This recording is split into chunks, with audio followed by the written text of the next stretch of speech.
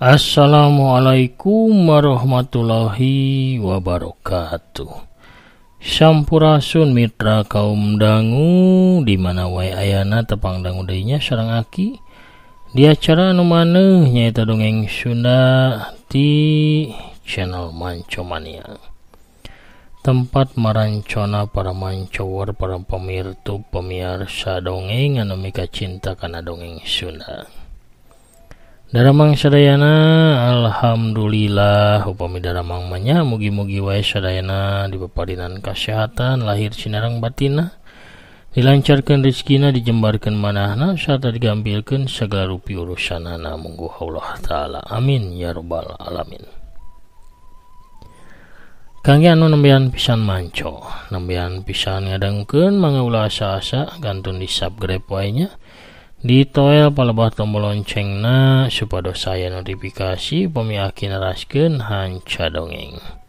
Hatur nuhun kasadayana parantos subscribe, like, komen, oge nge-share dongeng-dongeng aki. Urang ngeureuyeuh deui naraskeun hanca anu katunda dina jejer lelakon Samoja. Ye dongeng teh rekan aki digarap oge didongengkeun ku aki. Mugi-mugi wae katampi kalian kabingahan. Sarta tiasa jantan panglipur kalbu, pang beberah kana manah, pang repeh kana hate.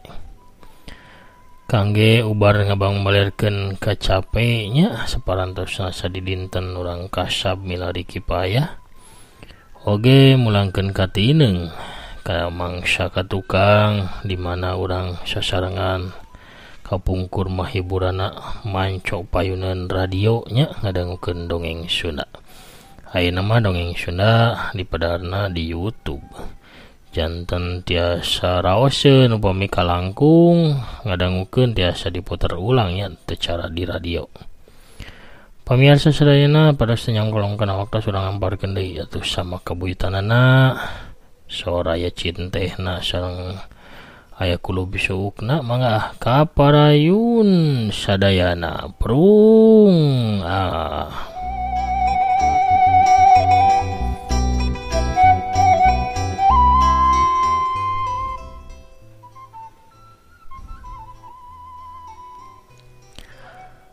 Lalaki anu genepan ngariung ka Yas Kurnia. Yas dihudangkeun kuduaan dina luhureun ceulina aya tatu. Getih teh ngarakacak ngucur maseuhan kana kamejana. Maneh mun rek jadi preman cukup di kampus bae Hian si lalaki nu di kacamata hideung nu jadi katua komplotan teh ngahumbatkeun pereup katuhuna kana carehamna Yas. Hiu cidak, cebrot, ciduk. Yas teh ditenggelan. Jarik jeug, Yas ngajarik jeug ka tukang. Bari tuluy ngalenggak, hamok tonggongna ditejeh ku nu di tukang. Salonto deui ka hareup, hiu kebro ditajong deui ku nu di belah kenca. Blug gorentel, Yas teh namru. Saurang lalaki anu kulitna hideung kawas urang irian ngahudangkeun awakna Yas. Ku cara ngajungjungkeun kerah bajuna, seak dua urang lalaki narajang, duk dua pereup nyayang dina angan sarta dada Yas Kurnia.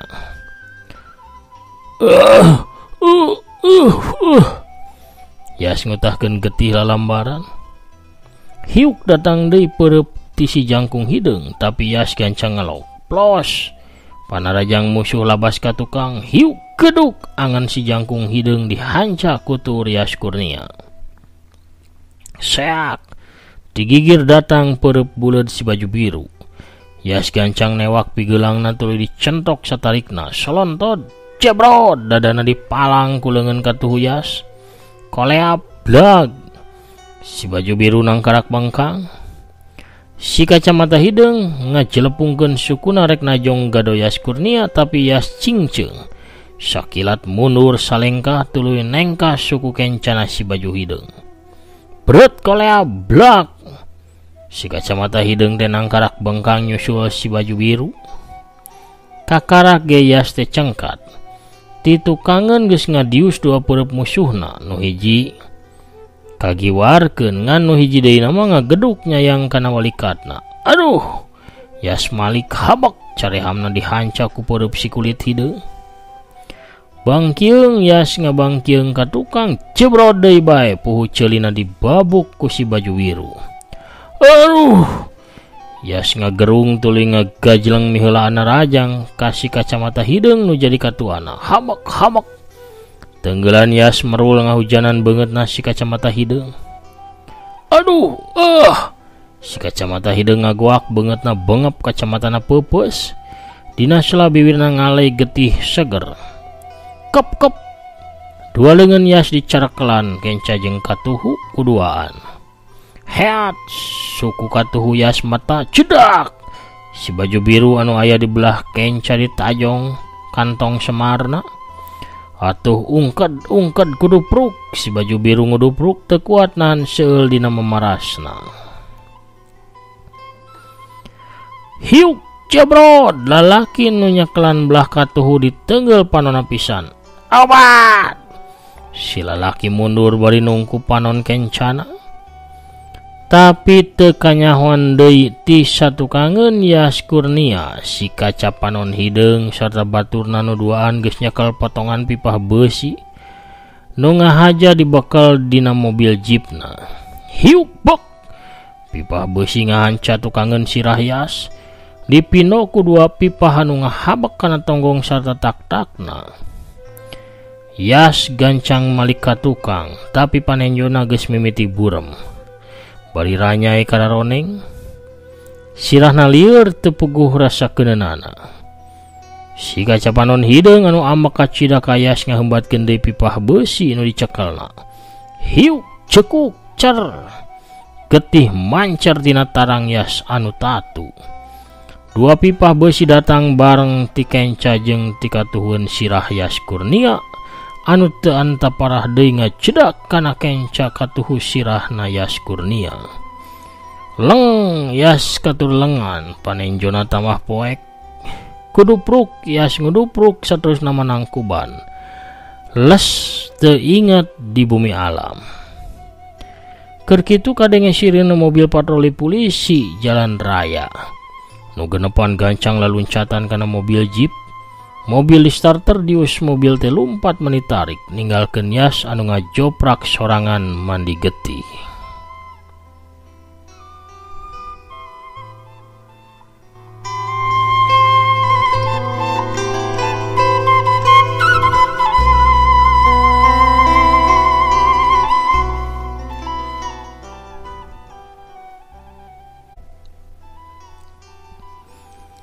Isukna di rumah sakit Hasan Sadikin Bandung.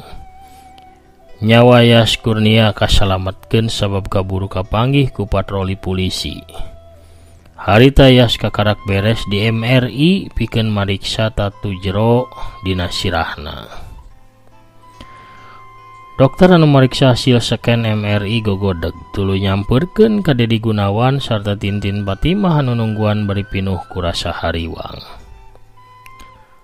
Kumaha dok, kayan rai abdi teh?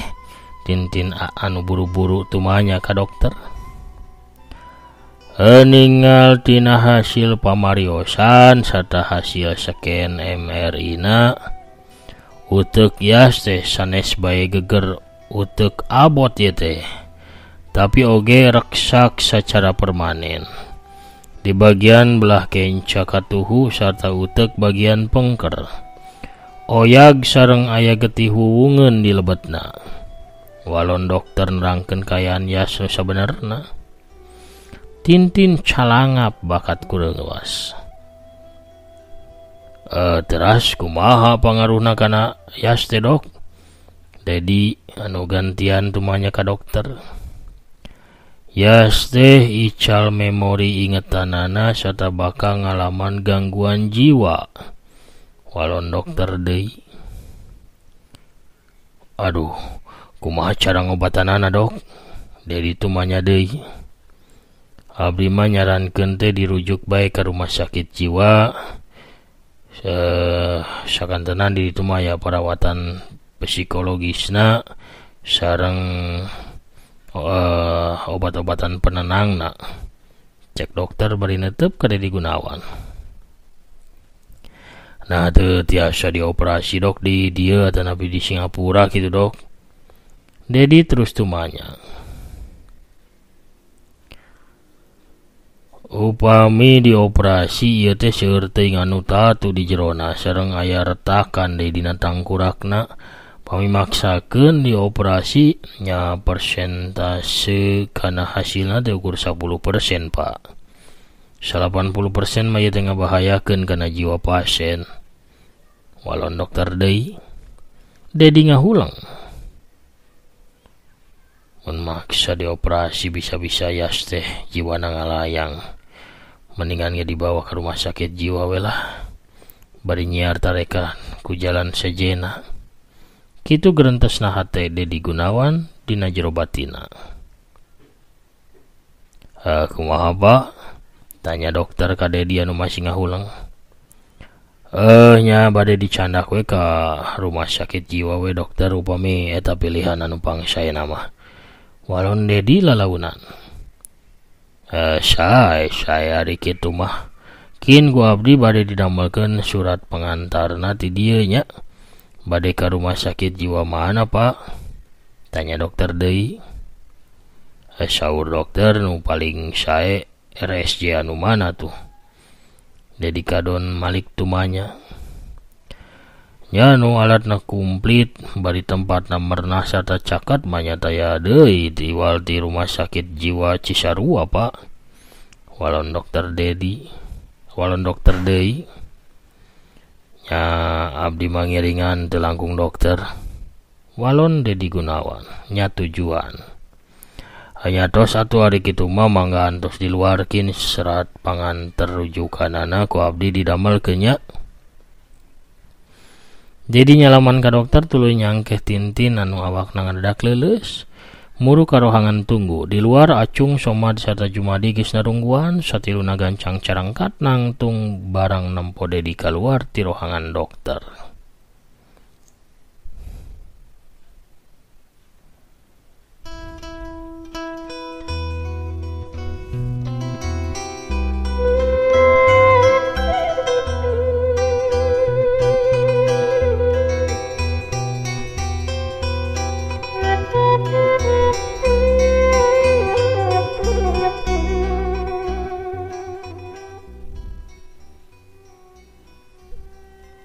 Kumaha kayan yas Kang?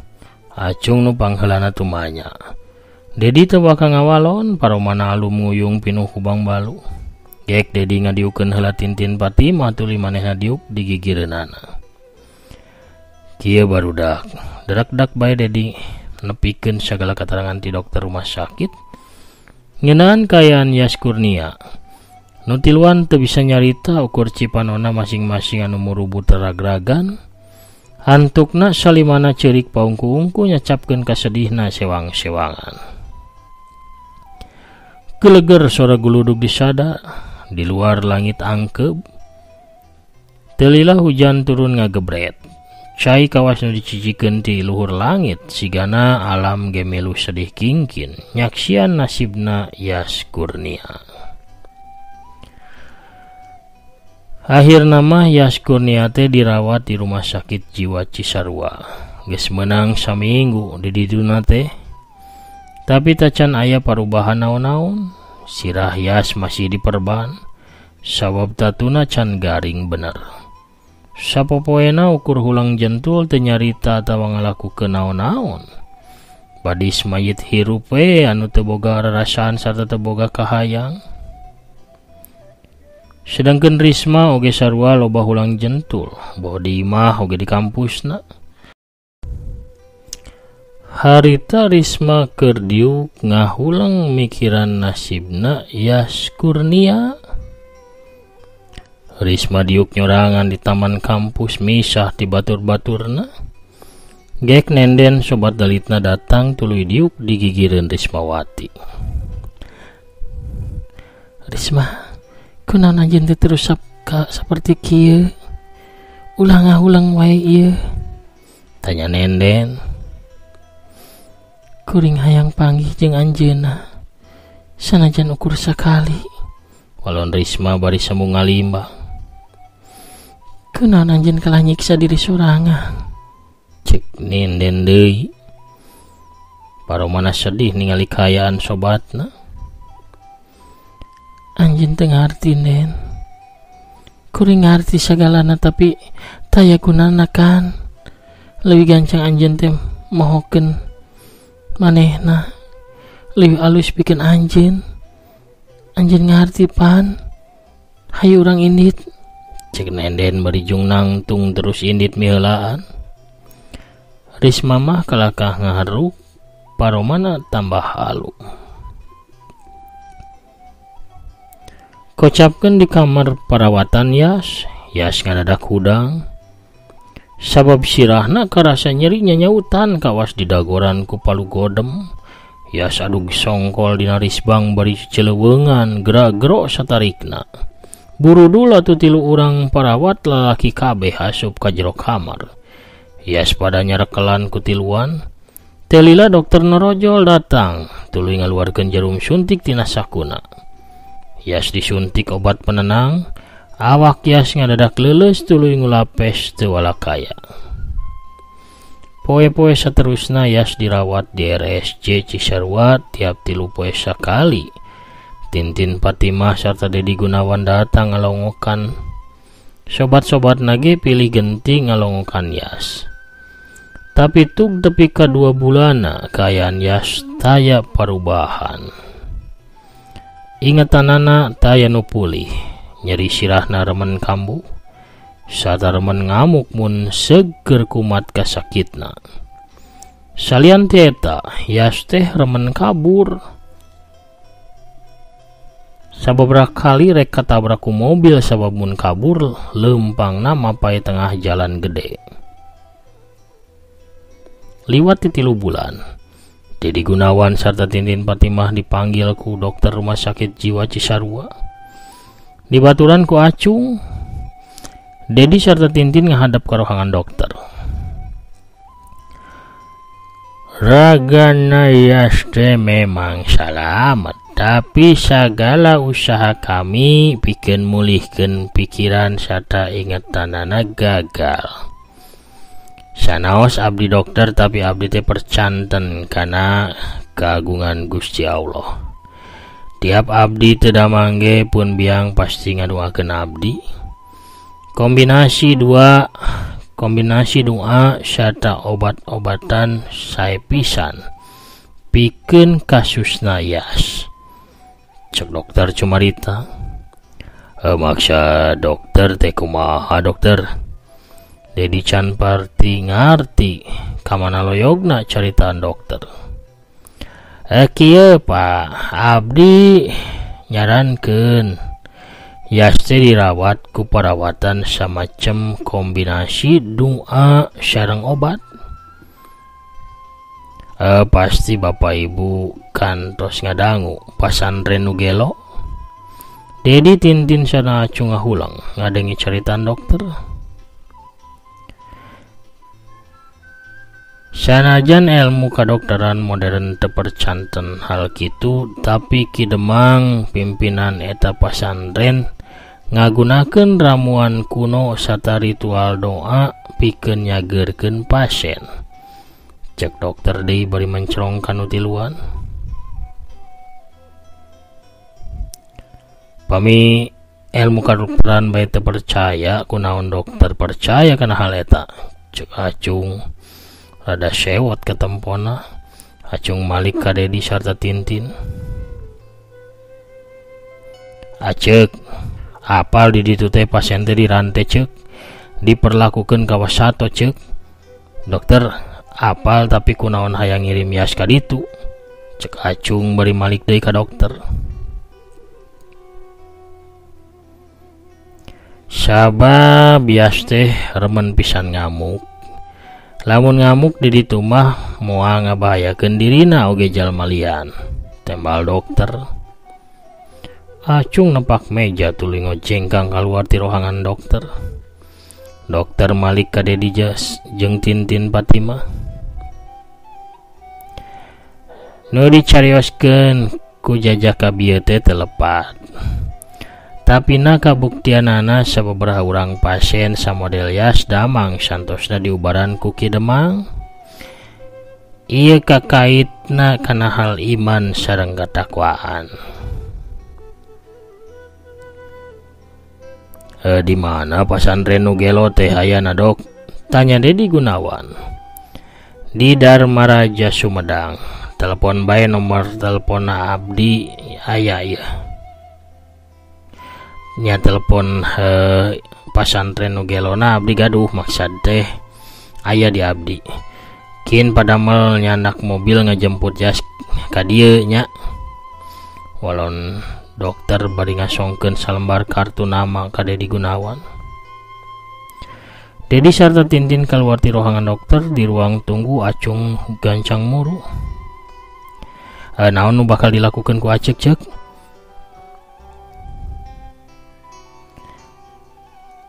Naon deui atuh Cung? Urang teh kedah ngirim Yas ka ditu.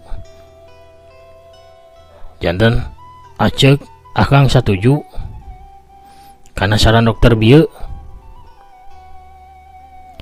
Dokter teh nyarankeun pikeun kepentingan urang Cung. Saran edan. Yas diserahkeun ka dukun, ka tabib nu can karuhan. Dokter mau ukur hoyong ngecageun tanggung jawab nak. Pami akang alim nyandak wih Yaskeun, Acung anu bakal nyandakna. Acung nu bakal ngurusna. Tapi ulah dikirimkeun ka Ki Demang. Akang, Acek jeung akang kadang-kadangukeun abdi. Cek Acung bari sosorongot. Gampleng, Tintin batin mah teh nampiling Acung. Tintin, Dedi reuas ningali pamajikanna tepi ka nyabok Acung. Keun Kang, ieu lepat abdi nu ngawewe Acung jadi kurang ajar kieu. Cek Tintin terus ngadingdiut ceurik ka itu nama. Acung ge jempe bari nungku pipina cipanonna reumbai nyerak celakan. Sing tenang Tin. Acung nyarios kitu teh bakat kunya pisan ka Yas. Sok calik heula. Cek Dedi bari nuyun pamajikanana sinadiuk dina bangku ruang tunggu. Dedi nyampurkeun deui ka Acung nu masih ngajanteng.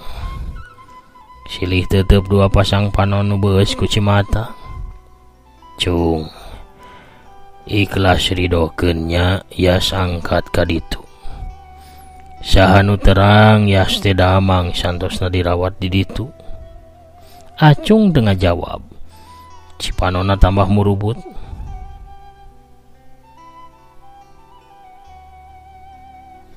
Akang teh teu pati paham kana Yas.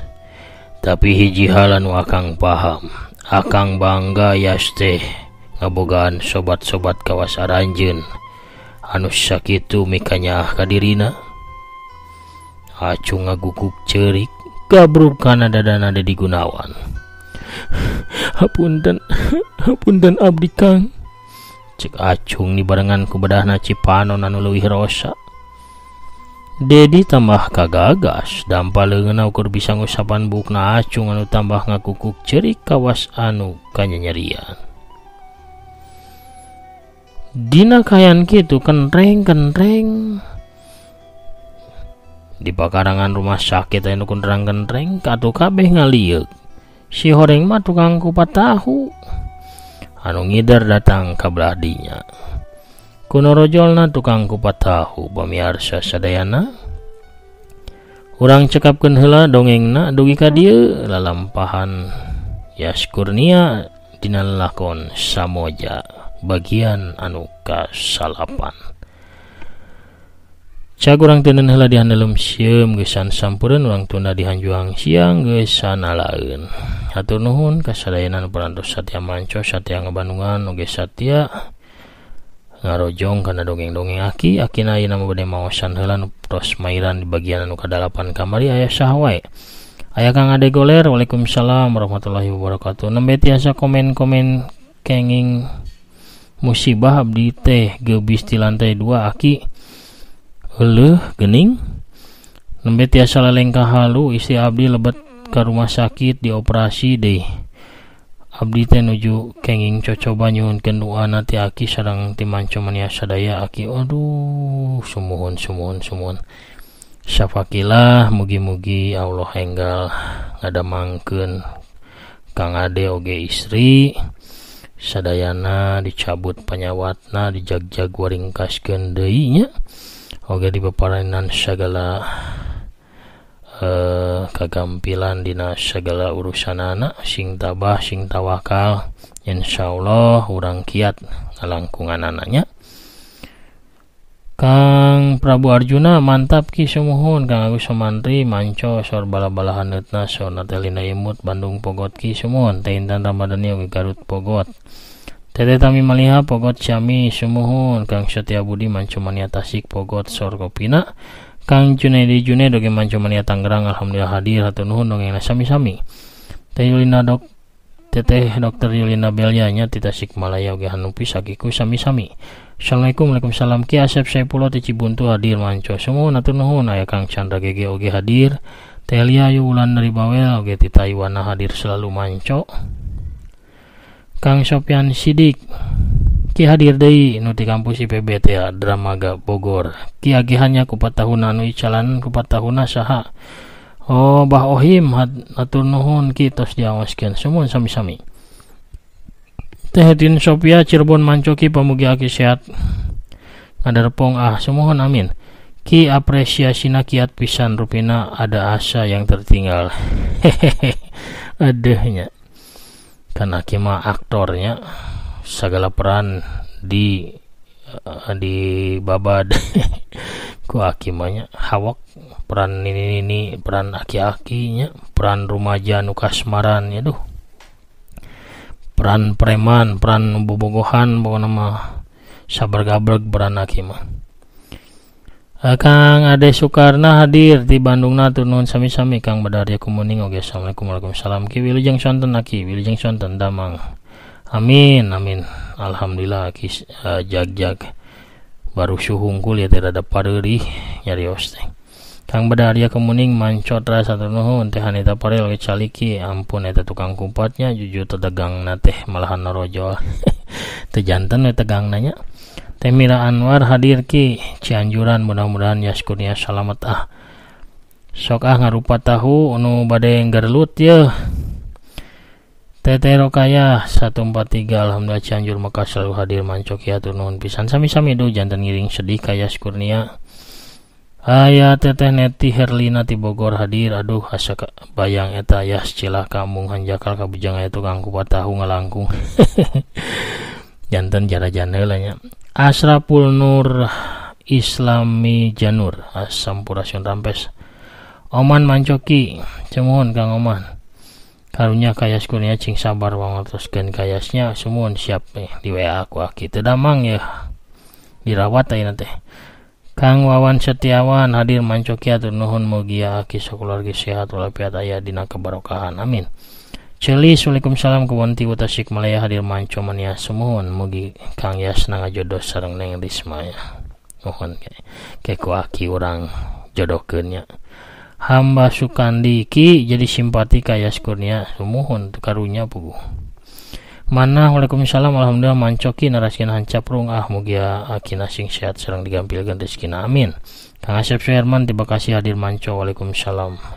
Rampes alhamdulillah tos medade carios samojana ti manco mani adur nuhun aki mugia